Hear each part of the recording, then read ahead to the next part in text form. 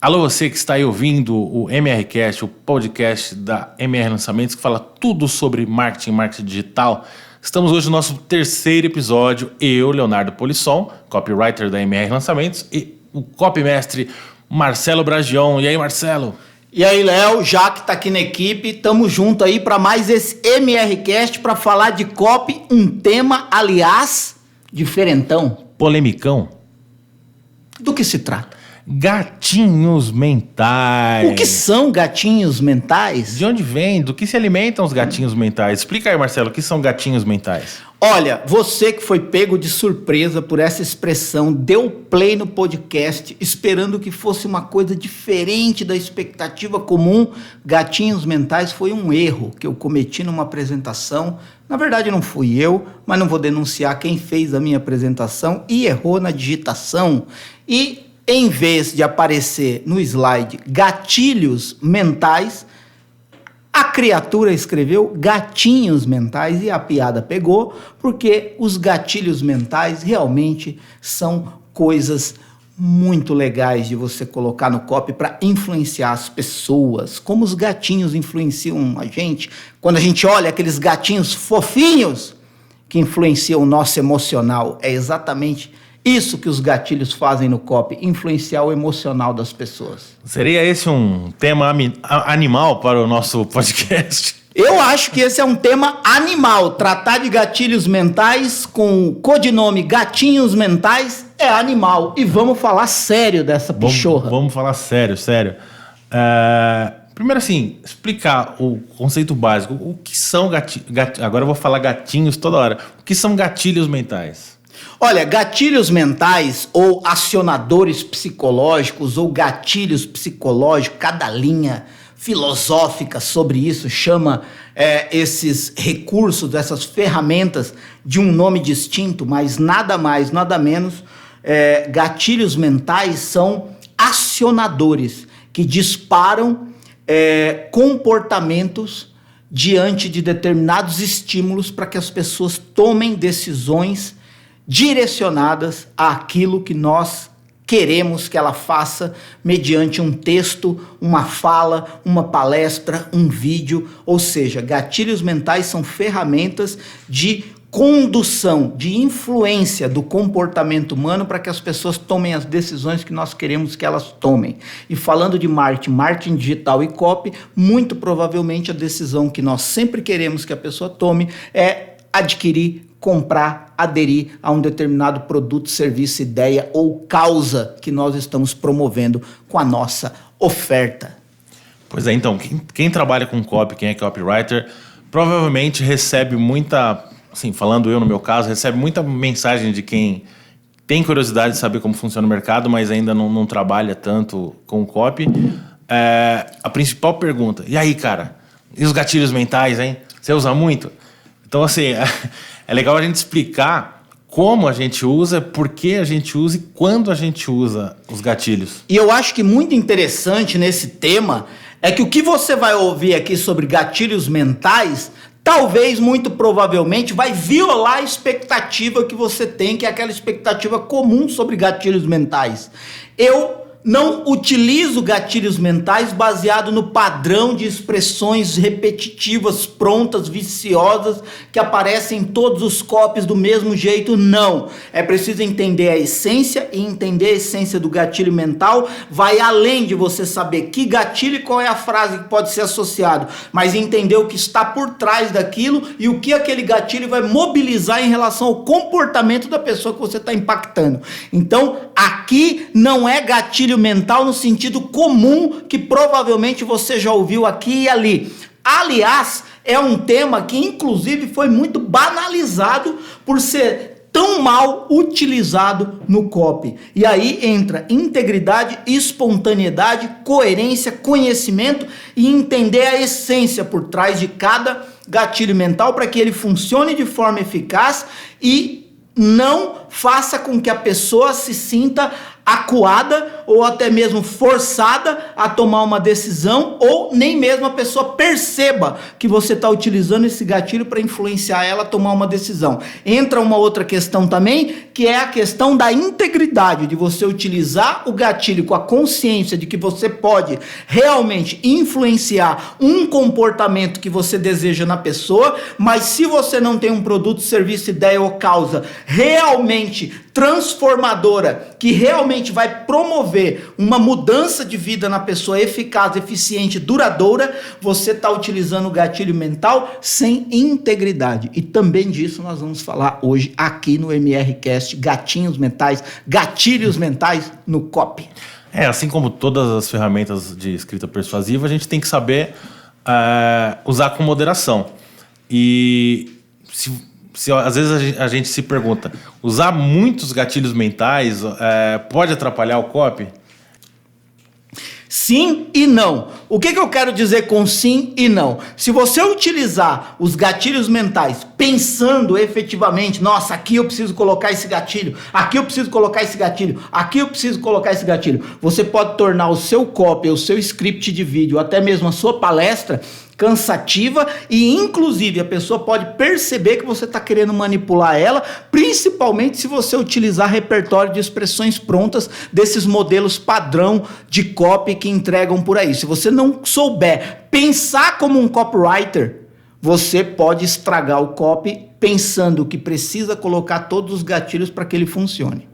Beleza? Então, sim e não. Sim, usar muitos gatilhos pode estragar o copy, e não. Se você tiver uma consciência da essência de como funciona cada gatilho, e conforme você está escrevendo, espontaneamente você sente que o texto está pedindo um determinado gatilho, aí se você colocar não, eles vão aparecer espontaneamente, eles vão aparecer com expressões novas, com expressões autorais, ele vai aparecer no contexto, e aí tanto a pessoa, isso vai se tornar imprevisível para a pessoa, você vai surpreender a pessoa não vai sacar que você está utilizando aquilo só para persuadir ela, e o seu copy vai ficar espontâneo, fluido, porque você está entendendo a essência que existe por trás de cada gatilho e não utilizando o gatilho simplesmente porque você acha que é obrigatório usar o gatilho para que o seu copy funcione.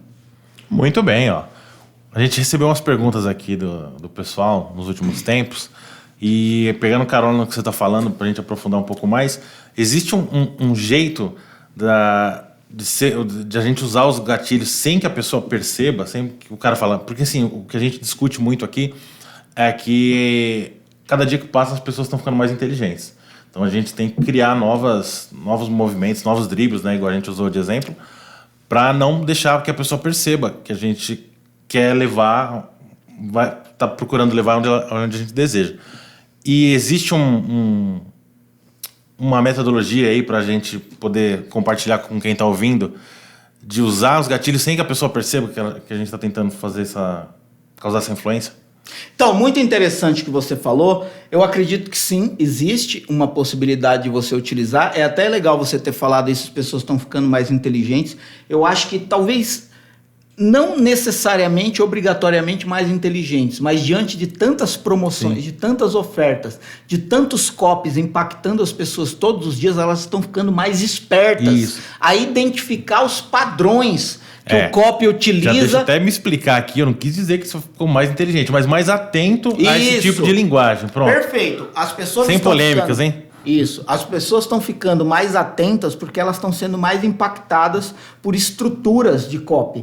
E quando as pessoas são mais impactadas por um determinado modelo, elas começam a perceber e identificar os padrões. Sim. E nessa identificação dos padrões, quando elas percebem que os copies seguem mais ou menos a mesma estrutura repetitiva, inclusive de frases e expressões prontas, principalmente ligadas a gatilhos mentais, as pessoas estão espertas e elas podem, antes do necessário, perceber que aquilo se trata de uma venda, que aquilo se trata de uma oferta, de uma proposta, e muito antes do que você espera, a pessoa pode se armar com muitas objeções, levantar um muro e você não consegue mais quebrar quando você chegar com a sua oportunidade, quando você chegar com a sua oferta. E aí, como que eu acredito que você pode utilizar os gatilhos mentais? de uma forma mais criativa, mais espontânea, que faça com que a pessoa não perceba que você está utilizando um gatilho mental, principalmente pessoas que já conhecem esses termos ou são impactadas por muitas ofertas e muitos copies. É você ser espontâneo. É você não se sentir na obrigação de utilizar o gatilho, mas entender que no contexto da sua argumentação persuasiva, em um determinado momento, o próprio texto, a própria argumentação, a própria intenção de fazer a pessoa perceber que aquilo que você tem é muito bom para ela, o próprio texto, o próprio percurso pede. Vou dar um exemplo aqui. Você tem uma promessa muito grande. Você tem uma ideia no seu texto muito grande. Vou dar um exemplo de um que eu tive que fazer, que era dinheiro rápido todo dia na sua conta, com hora marcada e sem comprometer sua rotina. Percebe? Olha o que eu estou prometendo para a pessoa. Dinheiro rápido todo dia na sua conta, com hora marcada, sem comprometer a sua rotina. É muito grande isso. E aí o que acontece? Imediatamente eu sinto que falar isso para a pessoa soa inverídico. Sim. Soa absurdo, soa exagerado. O que a própria condução natural, se eu estivesse conversando com alguém, pediria? Prova. Prova que o que você está falando é verdade. Imediatamente, ao momento que você faz essa promessa, você já mostra alguém que conseguiu dinheiro rápido na conta, ou seja, o cara gastou 10, 15 minutos e conseguiu um lucro de 20, 30, 40, 100, 200%, que é possível, na modalidade de investimento que a gente estava trabalhando. Ao mesmo tempo, com hora marcada, porque a sala começou em um determinado horário, que o cara começou a acompanhar e simplesmente seguiu o passo a passo e conseguiu o objetivo, e sem comprometer a rotina, porque nesse caso específico, esse cara utilizou o horário de almoço para conseguir o resultado. Percebe? Sim. Então o que acontece? Imediatamente a fazer a promessa, eu mostrei uma prova que apoiava a minha promessa, que provava que a minha promessa era verídica. Uma única prova continha os 3 elementos da promessa: dinheiro rápido na sua conta, com hora marcada, sem comprometer a rotina. Então o que acontece? A pessoa sequer percebe que você está utilizando um artifício, que é um dos gatilhos mentais de prova, porque você não utilizou aquela expressão assim: olha o que está acontecendo com as pessoas que estão usando esse produto. Olha o que as pessoas estão dizendo sobre isso. Isso é o repertório de expressões prontas. Toda vez que você antecipa o seu gatilho com um repertório de expressões prontas que a maioria dos copywriters, ou a maioria das pessoas que estão palestrando, ou a maioria das pessoas que estão gravando vídeo para vender produtos e serviços na internet utiliza, as pessoas que são impactadas pelos mesmos modelos de argumentação, elas ficam espertas e falam: pô, esse cara usando igual o outro. Sim. E aí isso faz o seu texto, o seu copy perder a força. Se você vai espontaneamente, naturalmente, os gatilhos mentais vão entrando e a pessoa vai sendo envolvida, né, no discurso. Bom, daqui a pouco a gente vai falar dos gatilhos mentais, quais são as categorias dele, mas o que o pessoal, quem está ouvindo aí, precisa entender que depois que você absorver todo o repertório de gatilhos mentais, você começa a usar ele como se fosse uma conversa. Você conversando com uma pessoa, você não bota um gatilho mental, enfim, um assunto que não tem a ver com o contexto do que está conversando. Então, assim, depois você relendo o que você escreveu, você vê: isso aqui está forçado, esse gatilho aqui não cabe aqui. E você descobre a hora certa de usar o gatilho no copy. Você tem uma dica aí para passar dessa questão da hora certa, do que a pessoa pode identificar? Fala assim: pô, aqui acho que cabe isso, aqui não cabe. Legal, eu tenho sim. Inclusive, se você aí que está ouvindo esse podcast, se você não tá com papel e caneta na mão, com um caderninho na mão, com uma caneta na mão, se você não tá com o computador aberto, ou não sei onde é que você tá ouvindo isso, se é no computador ou no celular, mas em algum lugar, pelo amor de Yahvé dos exércitos, como eu gosto de dizer, pega um caderninho, abre alguma plataforma para você anotar o que eu vou falar, porque se você não anotar o que eu vou falar, não confie na sua memória que ela vai te trair e você pode esquecer e talvez você não consiga voltar nesse podcast para achar exatamente o ponto em que eu vou falar do que eu vou falar agora. E o que eu vou falar agora é como você saber a hora de utilizar cada gatilho no copy. Vou falar por classificações, por categorias de gatilho. Então, repito, dá um pause se você ainda não está com caderno e caneta. Se você ainda não está com alguma plataforma aberta para anotar isso, dá um pause. Vai lá, pega, que eu espero. Esperei porque você pausou, então vamos continuar aqui. Eu vou falar agora como que você encontra o momento certo para usar cada gatilho. Primeira coisa que você tem que entender é que cada gatilho tem um objetivo. Pode parecer óbvio, mas quando você entende qual é o objetivo, quais são as categorias de cada gatilho, quais são os objetivos de cada grupo de gatilhos, eu inclusive gosto de separar os gatilhos em grupo, por objetivos, né? E é isso que eu vou compartilhar com você agora. Então, o que acontece? O seu copy passa por momentos, né? Quando você está fazendo um copy, quando você está escrevendo ou falando uma argumentação persuasiva para convencer, influenciar a pessoa, uma das primeiras coisas pelas quais o seu copy passa é conseguir o consentimento da pessoa, conseguir que a pessoa acredite em você, conseguir que a pessoa te dê o primeiro sim. Ah, faz sentido o que ele está falando.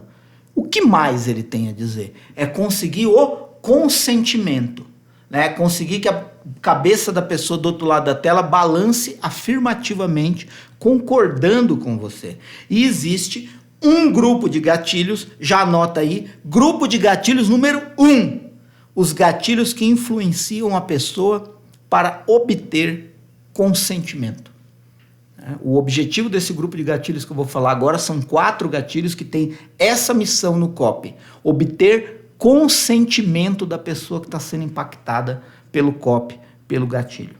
E quais são esses 4 gatilhos? Anota aí. Gatilhos com o objetivo de conseguir o consentimento da pessoa. 1. Reciprocidade. 2. Coerência e compromisso. 3. Prova. 4. Autoridade.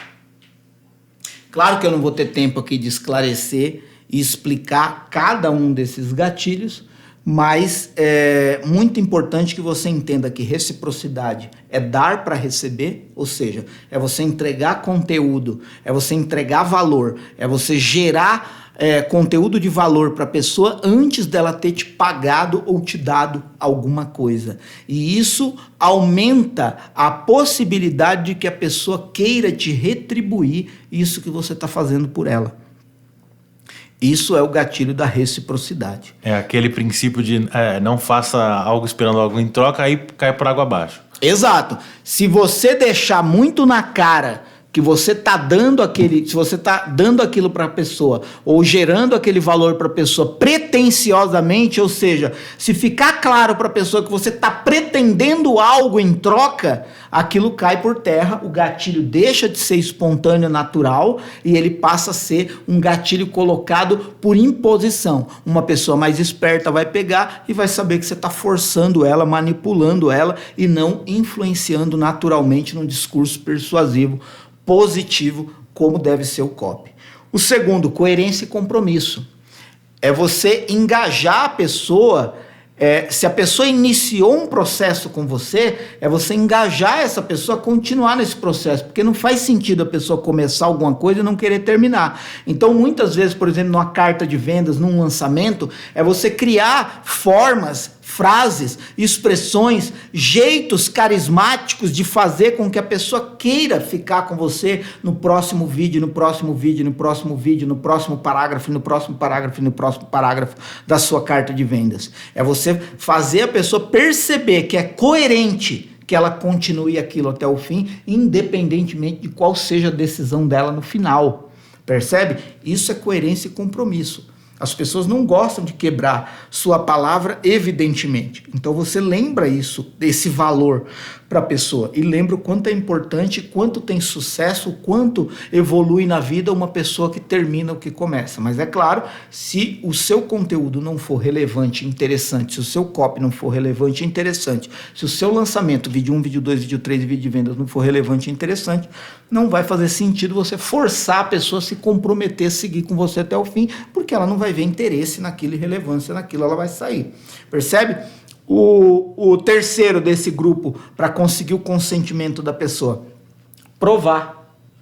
Tudo que você afirma precisa de prova, porque toda afirmação que você faz no copy, uma promessa, uma entrega que você oferece, uma proposta que você faz para a pessoa, todo tipo de afirmação gera uma interrogação na cabeça da pessoa que está sendo impactada por aquele tipo de afirmação. E se você tem uma promessa, se você tem uma afirmação, se está dizendo que algo vai acontecer, é muito importante que você prove e demonstre. Prove, comprove e demonstre que aquilo funciona, como funciona, com que tipo de pessoa funciona e por que ele pode acreditar que aquilo também vai funcionar para ele. Então essa é uma forma natural e espontânea de você não se cobrar de que um determinado bloco no copy tem que ser o bloco das provas. Não, a prova tem que estar misturada em todo o copy, ela tem que aparecer no determinado momento que você se sente na necessidade de provar para a pessoa que aquilo que você está falando é verdade, para ela não duvidar de você, para ela não te questionar e não ir acumulando objeções na mente dela até que ela não suporta mais ouvir tantas afirmações suas e sai fora do seu copy. E por último, a autoridade, né, que é mais um gatilho para conseguir o consentimento da pessoa. Quem é você para eu te escutar até o fim? Quem é você para eu ler o que você escreveu até o fim? Quem é você para eu acreditar no seu produto ou serviço? Então, dê uma autoridade para a pessoa, né? Só que mostre por que você é capaz de ajudar, como você pode ajudar, e por que essa pessoa pode confiar em você. No entanto, tome muito cuidado, porque se você exagerar na autoridade, eu faço, eu aconteço, eu sou foda, o que pode acontecer? Você pode soar arrogante, prepotente, e a pessoa pode sair do seu copy por isso. Em vez de você ganhar o consentimento da pessoa, você ganha a reprovação da pessoa se você utilizar a autoridade exagerada, demasiada. Só que se você também não utilizar a autoridade, o seu copy, o seu argumento pode ficar sem graça e a pessoa pode não ver relevância no que você está falando e pode sair fora. Uma dica que eu dou, se você tem um repertório muito grande de autoridade, espalhe ele pelo seu copy. Se a sua carta de vendas, no caso de uma carta de vendas tem 20, 25, 30 páginas, espalhe elementos de autoridade pelo copy. Quando você perceber que algum elemento da sua vida de autoridade ou da vida do especialista para quem você está escrevendo combina com aquele trecho do copy, você põe uma frase, um parágrafo de autoridade, espalha por todo o copy para diluir, para não ter pressão no único ponto, para a pessoa não te achar arrogante, prepotente. Beleza? Beleza. Legal, vamos continuar aqui, que tem muito conteúdo. Anota aí. Segundo grupo de gatilhos. Gatilhos que evitam que a pessoa adie a decisão. Esse é um outro momento crucial pelo qual os copies passam. Existe um momento em que você vai fazer a oferta para a pessoa, em que você vai pedir para a pessoa tomar a decisão de aderir, de comprar, de entrar num grupo, de realmente, efetivamente concretizar, né, a sua proposta, que normalmente é uma oferta, né? Só que o que acontece? A pessoa pode adiar a decisão. Ah, eu vou esperar mais um pouco. Ah, isso não é para mim agora. Ah, eu não tenho urgência com isso. Ah, não me parece relevante o suficiente. Eu não acho que eu tenho necessidade disso agora. Acho que pode esperar o mês que vem, o ano que vem, eu receber o próximo salário. Esperar então, Black Friday. Exato, esperar a Black Friday. Não. Você precisa utilizar corretamente gatilhos que fazem ou estimulam a pessoa a não adiar a decisão. Ela não vai querer adiar a decisão. E o primeiro desses são 4, né, nesse grupo. Escassez, anota aí. Urgência, descaso, paradoxo da escolha. Então vamos lá. Escassez. O que é escassez? É quantidade. Tem pouco, vai acabar. É claro que falar dessa forma óbvia é o que todo mundo faz. Como você pode falar disso de uma forma inovadora, criativa e que faça sentido?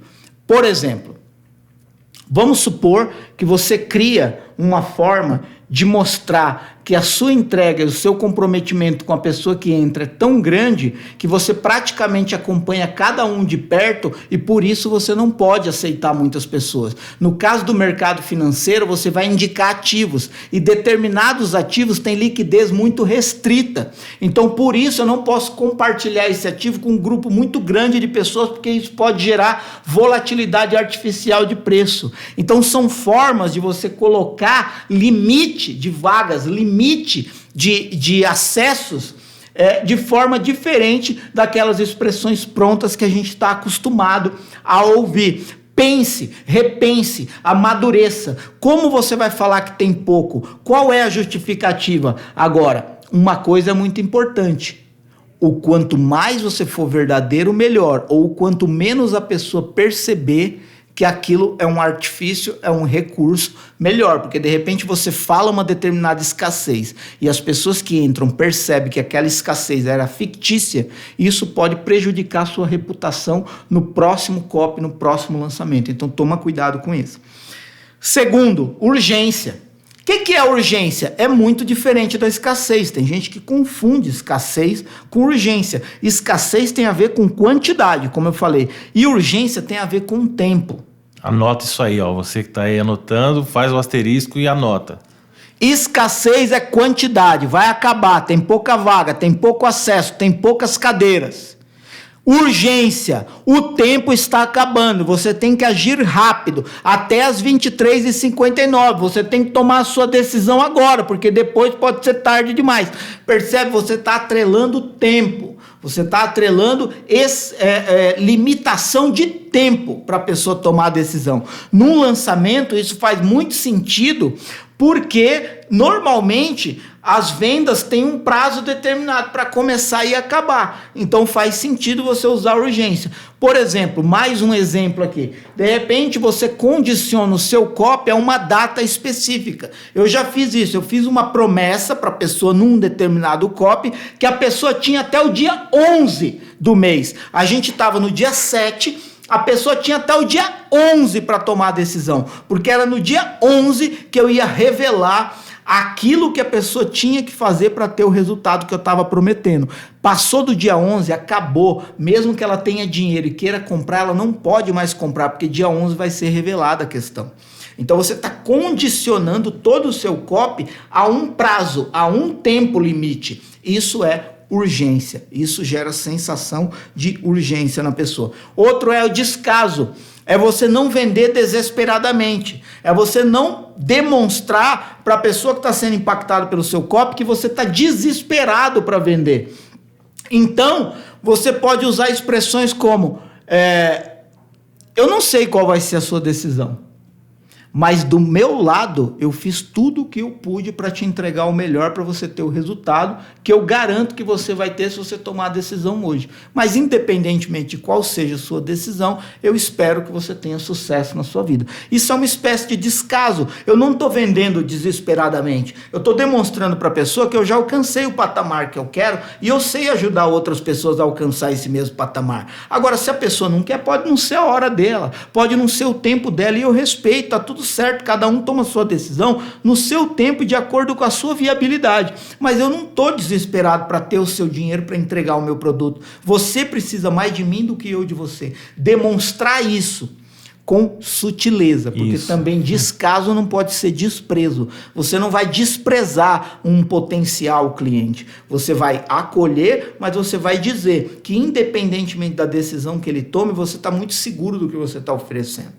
Percebe? E a decisão, no final das contas, é sempre dessa pessoa. Ao mesmo tempo que você dá liberdade, você mostra que você não está desesperado para vender. E, por último, o paradoxo da escolha, né? Que é uma coisa que impede que a pessoa adie a sua decisão. Às vezes, você tem uma oferta tão ampla, com tantas possibilidades, ou seja, você tem tantos produtos no seu portfólio de produtos, que a pessoa não sabe por onde começar. Parece que todos os produtos podem ajudar ela, mas ela não sabe por onde começar. E em vez vez de você ter muitas opções acreditando que aquilo pode ajudar a pessoa, aquilo pode atrapalhar. Eu vou dar inclusive um exemplo que muitas pessoas utilizavam mais antigamente, talvez eu espero não tenho visto tanto hoje, mas pessoas que têm uma oferta e entopem a oferta de bônus. Sim. E aí o que acontece? Você tem um produto que vai ajudar a pessoa a chegar a um determinado objetivo, mas você tem 10, 12, 15 bônus. A pessoa olha para aquela quantidade de coisa, a primeira objeção que ela tem: eu não tenho tempo para consumir isso. Por que eu vou pagar por isso? Se eu não tenho tempo para consumir. Se a pessoa está no seu copo pelo resultado objetivo do seu produto, serviço específico, tenha 1, 2, 3 bônus suficientes para alavancar a sua oferta, para escalar o potencial da sua oferta, mas bônus que sejam rápidos de consumir e tenha valor percebido grande. Não dê mais uma dezena, uma quinzena de cursos para as pessoas, porque elas vão ficar assustadas com aquilo e elas vão falar: pô, a impressão que eu estou tendo é que eu vou pagar e não vou conseguir consumir, porque eu não tenho tempo, não tenho viabilidade para consumir tudo isso. E aí, em vez de ajudar, você pode atrapalhar. Paradoxo da escolha: não dê muitas escolhas para a pessoa, dê apenas uma, fixe nela, porque isso vai convencer a pessoa a tomar a decisão na hora. Então, Marcelo, nessa questão do paradoxo da escolha também serve para aquelas pessoas que fazem uma oferta com várias, um mesmo produto com várias configurações, Black, Premium, Gold, Platina, não sei o que, Platina dupla, que você dá tanta opção para a pessoa de um mesmo produto que ela não consegue se decidir por qual pacote, e aí ela acaba perdendo o impulso da compra. Sim, isso acontece. E, por exemplo, se a pessoa tem 3 opções, que nem você deu exemplo aí, o Silver, Gold, Platinum, sei lá, qualquer coisa desse tipo, isso pode ajudar se a pessoa tiver uma dessas 3 for realmente absurdamente boa e as outras deixarem muito claro que são menos boas. Sim. Percebe? Então, você cria um destaque principal para aquela que você quer vender mais, normalmente é o preço do meio. Aí você mostra uma um pouco mais barata, que tem muito menos coisa para entregar. Por exemplo, você tem uma oferta boa com 10 itens de benefício. Certo. Custa R$500. Você tem uma outra oferta mais barata com apenas 3 itens de benefício que custa R$400. A pessoa já percebeu que R$500 por 10 benefícios é melhor do que R$400 por 3 benefícios, ainda que seja mais barato. E aí você tem uma outra que, em vez de 10 benefícios, tem 11, mas é quase o dobro do preço, é 997. Então o que está acontecendo? Você está selecionando a escolha da pessoa. Sim. A pessoa está entendendo que o mais barato não é viável e que o mais caro não é viável. Então o mais viável é aquela oferta principal. Isso é exatamente usar o gatilho do paradoxo da escolha corretamente. Sim. Direcionando, conduzindo e estimulando a pessoa a tomar a decisão certa. Beleza, vamos continuar aqui, só que é o seguinte, ó. O podcast já está batendo aí, sei lá, talvez mais de 30 minutos, 40 minutos. Eu falei de 2 grupos de gatilhos, né? Falei de 8 gatilhos em 2 grupos. O primeiro grupo, os gatilhos que influenciam a pessoa a dar o consentimento para você, a vir para o seu lado. Gatilho da reciprocidade, coerência, compromisso, prova e autoridade. Eu acho que você anotou aí, se você não anotou, volta um pouquinho que tem explicação de cada um. E falei do grupo 2 de gatilhos, que é os que evitam que a pessoa adie a sua decisão. É aqueles que estimulam a pessoa a tomar a decisão na hora. E aí são mais 4. Escassez, urgência, descaso, paradoxo da escolha. Mesma coisa. Você não anotou? Volta um pouquinho, tá tudo explicadinho, detalhadamente. No entanto, ainda existem mais 2 grupos de gatilho. Um grupo de gatilhos com 7 gatilhos e outro grupo de gatilhos com mais 6 gatilhos. Léo, nós vamos falar disso hoje? Eu tô curioso para saber. Não vamos falar disso hoje, porque nós temos ainda algumas coisas para tratar sobre gatilhos mentais e isso vai ficar para a parte 2 do podcast Gatinhos Mentais. E você vai entender no próximo podcast que o Marcelo já usou 2 gatilhos mentais só nessa última frase. Exato. E aí a gente vai explicar e vai manter você atento, então fica atento. Eu não sei qual vai ser o número do podcast que eu vou complementar esse, mas você vai ver lá, Gatinhos Mentais parte 1 é esse, e Gatinhos Mentais parte 2 é o próximo que eu complemento e termino os outros 2 grupos de gatilho, que são os gatilhos que estimulam a atenção da pessoa e geram interesse genuíno para que ela acredite em você. E o último grupo de gatilhos, que é os que justificam a causa do seu pedido e trazem a pessoa para o seu lado, porque é muito importante que a pessoa entenda por que você está pedindo aquilo para ela e por que ela deve fazer o que você está pedindo para ela. Então é isso. Então, Falei posso dar um spoilerzinho de Pode. 2 aqui que você usou? Antecipação e curiosidade. Guarda isso e vamos continuar no conteúdo aqui.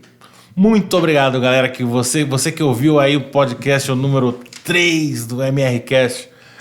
Um forte abraço. Voltaremos em breve com Gatinhos Mentais, o Retorno de Jedi, parte 2.